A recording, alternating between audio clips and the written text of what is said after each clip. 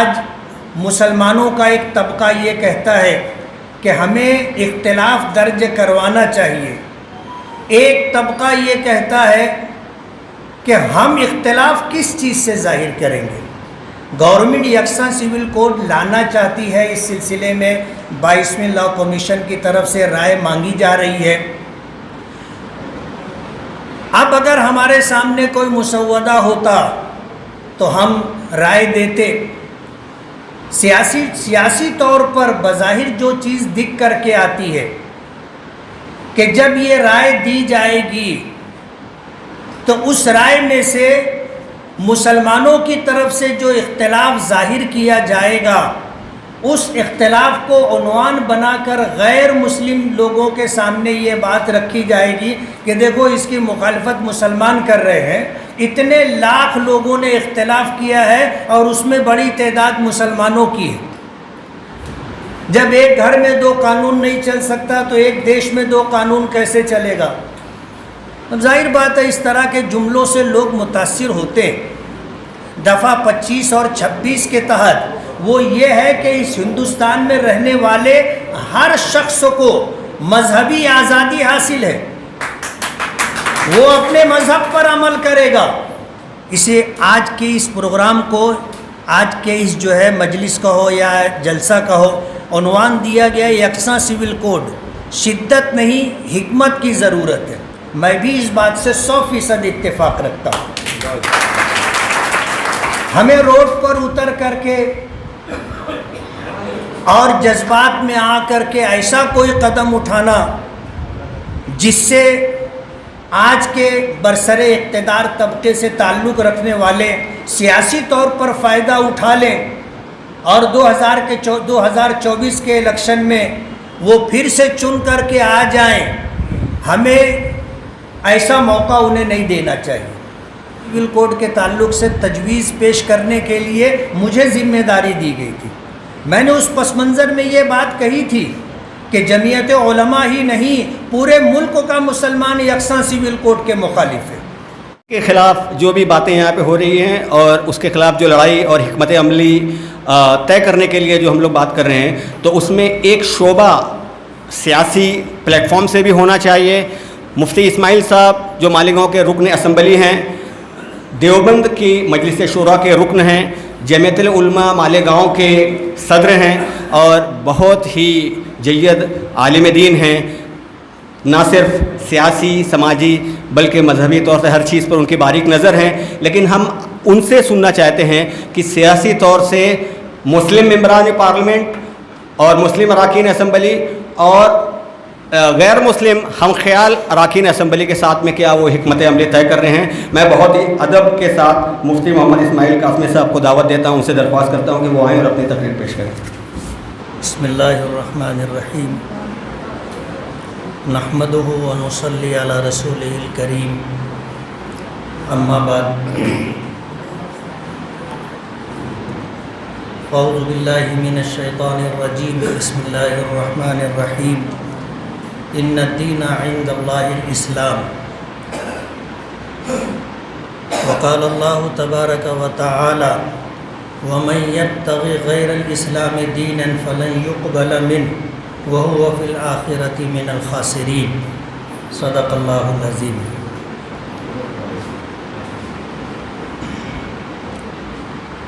آل India مومن conference کی طرف سے یونیفارم سول کوڈ کو لے کر کے آج کے اس پروگرام کا انعقاد کیا گیا، جس میں آل انڈیا مومن کانفرنس کے قومی صدر ایڈوکیٹ فیروز انصاری صاحب تشریف لائے ہیں اور انہی کے حکم پر اس پروگرام کا انعقاد ہوا ہے۔ اسٹیج پہ تشریف فرما ایڈوکیٹ فیروز انصاری صاحب، آل انڈیا مومن کانفرنس کے تمام ہی ذمہ داران، اہلیان شہر، اس مجلس کے اصل مقرر ایڈوکیٹ فیروز انصاری صاحب، بھرتی کے لیے ہم لوگ ہیں، لیکن سچی بات یہ ہے کہ اس عنوان پر کوئی تیاری نہیں ہے جس پر کوئی تفصیلی گفتگو کی جائے. یکساں سول کوڈ اس ملک کے لیے فطری ہے، غیر فطری ہے. اس ملک میں بسنے والے بہت سارے قبائل، بہت ساری برادریاں ہیں. اس ملک میں صرف مسلمان ہی نہیں ہے کہ اس کا اپنا پرسنل لا ہو، جس کو مسلم پرسنل لا کہا جاتا ہے. سچی بات یہ ہے کہ اس ملک میں میری سرسری معلومات کے اعتبار سے 800 سے زائد پرسنل لا ہے، لیکن ٹارگٹ صرف مسلمانوں کو کیا گیا ہے، مسلم پرسنل لا کو کیا گیا ہے. اور ابھی تک یو سی سی کو لے کر کے کوئی مسودہ کمیٹی کی طرف سے، سرکار کی طرف سے سامنے آیا نہیں. سیاسی طور پر اگر دیکھا جائے تو میری اپنی بات ہے، رائے ہے، ضروری نہیں ہے کہ سب اتفاق کریں. 2024 کا پارلیمنٹ کا الیکشن آنا ہے. حکومت کے پاس کوئی ایسا ایجنڈا نہیں ہے جس کو بیس بنا کر کے وہ ہندو ووٹوں کو متحد کر سکے. اس کے سامنے یہی ایک بظاہر ٹاپک لگتا ہے، عنوان لگتا ہے کہ 22ویں لا کمیشن کے ذریعے سے پورے ملک سے لوگوں سے یکساں سول کوڈ کے تعلق سے رائے منگوائی جائے. رائے دینا چاہیے، نہیں دینا چاہیے، یہ بھی ایک مسئلہ ہے کہ جب ابھی یکساں سول کوڈ کے تعلق سے کوئی مسودہ ہمارے سامنے ہے ہی نہیں، تو سوال یہ پیدا ہوتا ہے کہ ہم اس کی موافقت کریں کہ مخالفت کریں. ظاہر بات ہے اتفاق ظاہر کرنے کے لیے یا اختلاف ظاہر کرنے کے لیے وہ چیز تو سامنے چاہیے جس سے ہم اتفاق یا اختلاف کریں. ابھی کوئی مسودہ ہی نہیں ہے. ظاہر بات ہے آج مسلمانوں کا ایک طبقہ یہ کہتا ہے کہ ہمیں اختلاف درج کروانا چاہیے. ایک طبقہ یہ کہتا ہے کہ ہم اختلاف کس چیز سے ظاہر کریں گے. گورنمنٹ یکساں سول کوڈ لانا چاہتی ہے، اس سلسلے میں 22ویں لا کمیشن کی طرف سے رائے مانگی جا رہی ہے. اب اگر ہمارے سامنے کوئی مسودہ ہوتا تو ہم رائے دیتے. سیاسی طور پر بظاہر جو چیز دکھ کر کے آتی ہے کہ جب یہ رائے دی جائے گی تو اس رائے میں سے مسلمانوں کی طرف سے جو اختلاف ظاہر کیا جائے گا اس اختلاف کو عنوان بنا کر غیر مسلم لوگوں کے سامنے یہ بات رکھی جائے گی کہ دیکھو اس کی مخالفت مسلمان کر رہے ہیں. اتنے لاکھ لوگوں نے اختلاف کیا ہے اور اس میں بڑی تعداد مسلمانوں کی ہے. اور ہندو طبقے کو یہ احساس دلایا جائے گا کہ اس میں اختلاف کرنے والے لوگوں کی اکثریت اسلام سے تعلق رکھتی ہے اور مسلمان ہے. اس لیے ایک طبقہ یہ کہتا ہے کہ رائے نہیں دینی چاہیے. ضروری نہیں ہے کہ یہ صحیح بھی ہو، لیکن صورتحال کچھ اس طرح کی ہے. رام مندر بن چکا ہے. اب گورنمنٹ کے سامنے صرف فرقہ وارانہ طور پہ ہی حالات اس طرح کے بنانے ہیں جس کو لے کر کے غیر مسلموں کے ووٹوں کو حاصل کیا جا سکے. میں اس عنوان پہ نہیں بولنے والا تھا، لیکن ناظم صاحب کے عنوان دینے پر یہ بات میں کہہ رہا ہوں، ورنہ میں ایک عالم ہوں اور شرعی اعتبار سے جو بات کہنی چاہیے میرے پیش نظر وہی بات تھی کہ وہی بات رکھنی چاہیے کہ ہم مسلمان ہیں. ملک کے موجودہ حالات میں ہماری جو حیثیت ہے آپ اندازہ کر سکتے ہیں کہ ہم دوسری بڑی اکثریت ہیں یا اقلیت میں ہم سب سے بڑی اقلیت ہے. یکساں سول کوڈ کے آ جانے سے سب سے زیادہ متاثر ہم ہوں گے. اور کیوں ہوں گے؟ کہ آج روئے زمین پر اسلام ہی وہ واحد مذہب ہے اور اکیلا دھرم ہے کہ جو ہر اعتبار سے کامل و مکمل ہے، اور ہم ایک مسلمان ہونے کے ناطے اس بات کے پابند ہیں کہ فرائض تو عقائد اپنی جگہ، فرائض اپنی جگہ، واجبات اپنی جگہ، سنن و سنتیں اپنی جگہ، ہم تو ایک مستحب عمل سے بھی پیچھے ہٹنے والے نہیں ہیں۔ ایک مرتبہ کیا 100 مرتبہ قانون بنے گا، ایسا قانون جو اسلام سے متصادم ہوگا تو ہم توڑیں گے۔ 1000 بار تم بناؤ، ہم 1000 بار توڑیں گے۔ ہم تو یہ چاہتے ہیں کہ اسلام پر ہی ہماری زندگی رہے اور ہماری موت بھی اسلام پر آئے۔ ہم کوئی مفاہمت کرنے کے لیے، مصالحت کرنے کے لیے تیار نہیں ہیں۔ یہ جو جھانسا دیا جاتا ہے یکساں سول کوڈ کے ذریعے عام لوگوں کو، جیسے ملکوں کے پرائم منسٹر نے کہا کہ ایک گھر میں 2 قانون کیسے چلے گا؟ جب ایک گھر میں 2 قانون نہیں چل سکتا تو ایک دیش میں 2 قانون کیسے چلے گا؟ ظاہر بات ہے اس طرح کے جملوں سے لوگ متاثر ہوتے ہیں کہ ہاں صحیح بات ہے، ایک گھر میں 2 قانون کیسے چلے گا؟ لیکن سوال یہ ہے کہ اس دیش کے اندر ڈاکٹر بابا صاحب امبیڈکر نے جو دستور دیا تھا، قانون ساز اسمبلی نے، اسمبلی میں جسے منظور کیا گیا تھا، اور جو کمیٹی تشکیل دی گئی تھی، اس نے اس دیش کو ایک ہی قانون دیا ہے، 2 قانون نہیں دیے، 10-20 قانون نہیں دیے، ایک ہی قانون دیا ہے۔ یکساں سول کوڈ سے ہمارے سماجی اور آئلی نظام میں جو آپس کے مختلف عنوانات کو لے کر کے اختلاف ہے، اس کو ٹارگیٹ کیا گیا ہے۔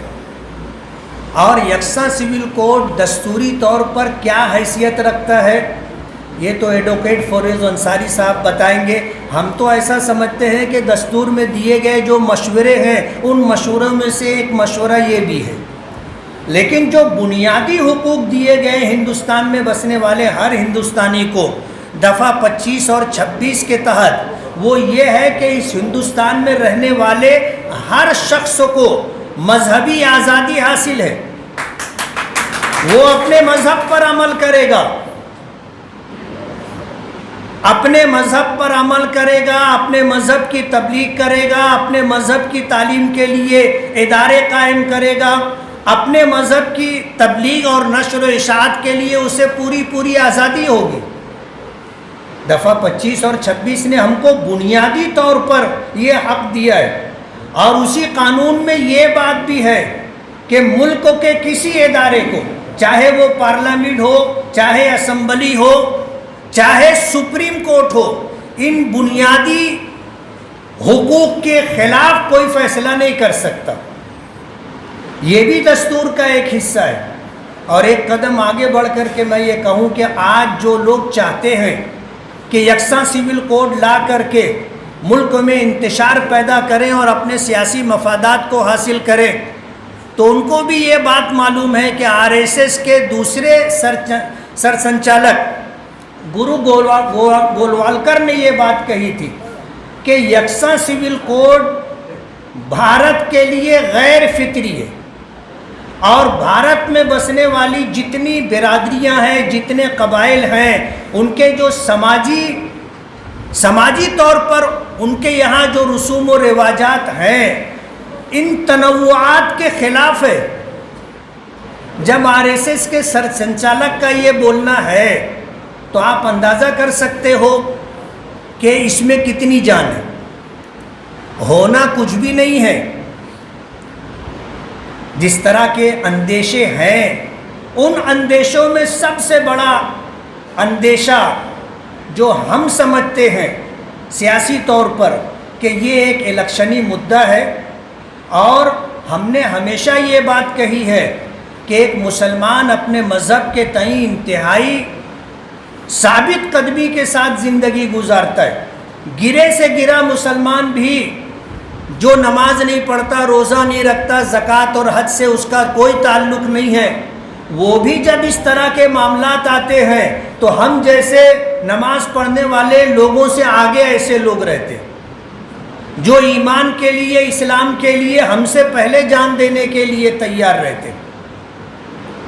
بات صرف یہ ہے کہ حکومت نے جو کوشش کی ہے، جیسے کچھ لوگوں کا اندیشہ یہ ہے کہ اسے ہندو راشٹر بنانے کی طرف پہلے قدم کے طور پر دیکھا جا رہا ہے، ممکن ہے، اور یہ بھی اندیشہ ظاہر کیا جا رہا ہے کہ یہ ایک سیاسی اسٹینڈ ہے، ممکن ہے، لیکن ہندوستان میں جتنے قبائل، جتنی برادریاں بستی ہیں، ان کے ہر ایک کے اپنے رسوم و رواجات ہیں، اور کوئی ان میں سے ایک چیز کو بھی چھوڑنے کے لیے تیار نہیں ہوگا۔ آپ اطمینان رکھیے۔ مدعا اصل یہ ہے، اسے آج کے اس پروگرام کو، آج کے اس جو ہے مجلس کا ہو یا جلسہ کا ہو، عنوان دیا گیا یکساں سول کوڈ، شدت نہیں حکمت کی ضرورت ہے۔ میں بھی اس بات سے 100% اتفاق رکھتا ہوں۔ ہمیں روڈ پر اتر کر کے اور جذبات میں آ کر کے ایسا کوئی قدم اٹھانا جس سے آج کے برسر اقتدار طبقے سے تعلق رکھنے والے سیاسی طور پر فائدہ اٹھا لیں اور 2024 کے الیکشن میں وہ پھر سے چن کر کے آ جائیں، ہمیں ایسا موقع انہیں نہیں دینا چاہیے۔ میں یہ چاہتا ہوں کہ ہمارا اپنا جو مذہب ہے، آج پوری دنیا میں کسی کے پاس ایسا کامل و مکمل مذہب نہیں ہے۔ آپ کو حیرت ہوگی کہ پوچھنے والوں نے کبھی مسلمانوں کے کسی عمل کو دیکھ کر کے پوچھا تھا کہ کیا تمہارا مذہب تم کو پیشاب کرنے کا طریقہ بھی سکھاتا ہے، پاخانہ کرنے کا طریقہ بھی سکھاتا ہے، ہم بستری کرنے کا طریقہ بھی سکھاتا ہے؟ دنیا کے کسی مذہب میں یہ بات نہیں ملے گی۔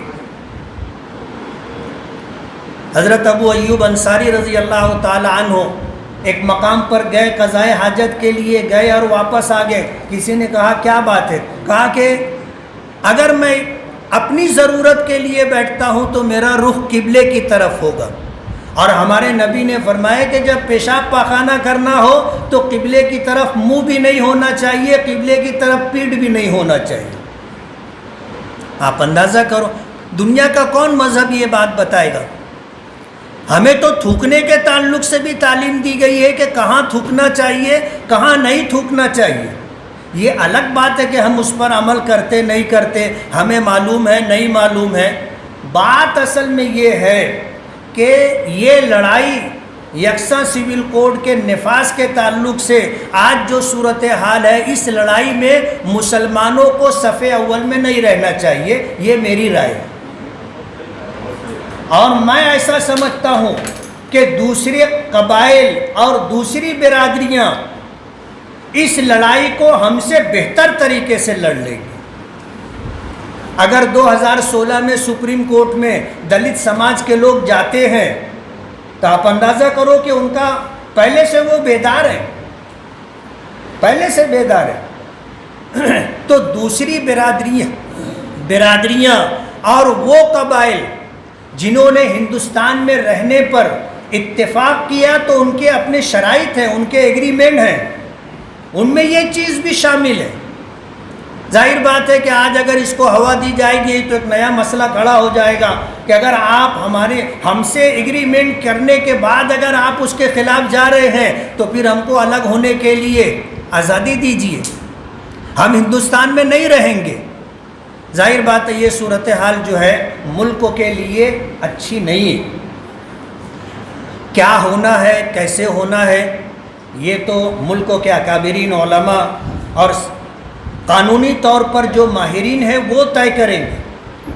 آج کی اس مجلس میں میں ایسا سمجھتا ہوں کہ ہمیں حکمت عملی اختیار کرتے ہوئے اس پر آگے چلنا چاہیے، اور ہم اپنے مذہب پر مضبوطی کے ساتھ قائم رہیں، اور جہاں رائے دینے کی بات ہے آپ اپنا اختلاف درج کروائیے، اور اسی کے کل ایسا نہ ہو کہ مسلمانوں کی طرف سے اختلاف نہیں گیا، یہ مان لیا جائے کہ بھائی مسلمانوں کو اتفاق ہے۔ حضرت مولانا سید ارشد مدنی صاحب صدر جمعیت علماء ہند کسی مقام پر کسی پنڈت سے ملنے گئے تھے، اس تعلق سے بات چلی کہ انہوں نے یکساں سول کوڈ سے اتفاق کیا ہے تو ان کو اختلاف ظاہر کرنا پڑا۔ مجلس منتظمہ کا اجلاس بمبئی میں ہوا تھا اور یکساں سول کوڈ کے تعلق سے تجویز پیش کرنے کے لیے مجھے ذمہ داری دی گئی تھی۔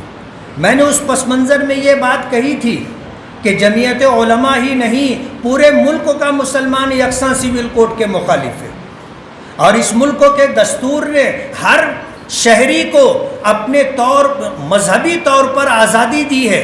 سیکولرزم کا مطلب ہی یہی ہے کہ اس ملک میں جو حکومت ہوگی وہ غیر مذہبی حکومت ہوگی، حکومت کا اپنا کوئی مذہب نہیں ہوگا۔ سیکولرزم کا مطلب ہی یہی ہے۔ تو ہم تو کیا ہے، قانونی طور پر بھی اس بات کو مانتے ہیں کہ اس ملک میں یکساں سول کوڈ نہیں آ سکتا۔ حالات کے اعتبار سے بھی ہم ایسا سمجھتے ہیں کہ مسلمانوں سے زیادہ اس معاملے میں یکساں سول کوڈ کی مخالفت کرنے میں یا اس کے خلاف لڑنے میں سب سے آگے دوسری قومیں ہوں گی، اور یہ لڑائی وہ ہم سے بہتر طریقے سے لڑ لیں گی۔ اس لیے مسلمانوں کو جذباتی نہ ہوتے ہوئے حکمت عملی اختیار کرنا چاہیے۔ شرعی اعتبار سے کیا ہے حکم ہمیں پتہ ہے، قانونی طور پر کیا صورتحال ہے بہت تفصیل سے مفتی حسنین محفوظ رحمانی صاحب نے تحریری طور پر اپنی بات رکھی۔ میں یہ کہنا چاہتا ہوں کہ آج کی اس مجلس کے اندر آل انڈیا مومن کانفرنس کے صدر آئے ہیں اور وہ اس مجلس کے اصل مقرر ہیں، وہ اپنی بات رکھیں گے، اور آنے والے دنوں میں ملک میں کیا صورتحال بنتی ہے اور ہمارے اکابرین کیا راستہ اختیار کرتے ہیں، ہمیں انتظار کرنا چاہیے اور اپنے اکابرین کے فیصلوں سے اتفاق کرتے ہوئے اس کے پیچھے چلنے کی کوشش کرنا چاہیے۔ آج کی اس مجلس کے اندر مجھے کہنے کا موقع دیا گیا، آج میرے کچھ غریب رشتہ دار کے یہاں شادی، ظاہر بات ہے غریب رشتہ داروں میں اگر آدمی نہ جائے تو ان کو کچھ اور احساس ہوتا ہے، الگ طریقے سے وہ فیل کرتے ہیں۔ جس وقت شرکت کے لیے مجھے دعوت دی گئی تو میں نے اسی وقت جو ہے سینڈی چھوڑا لی تھی، اور میں نے یہ کہہ دیا تھا کہ میں مجلس میں شریک رہوں گا، اپنی بات بھی رکھوں گا، اور بات مکمل ہونے کے بعد رخصتی کی اجازت بھی چاہوں گا۔ مجلس کے صدر سے میری یہ گزارش ہے کہ مجھے اجازت دے دیں تو میں جا کر کے اس پروگرام میں شریک ہو جاؤں۔ وآخر دعوانا ان الحمد للہ رب العالمین۔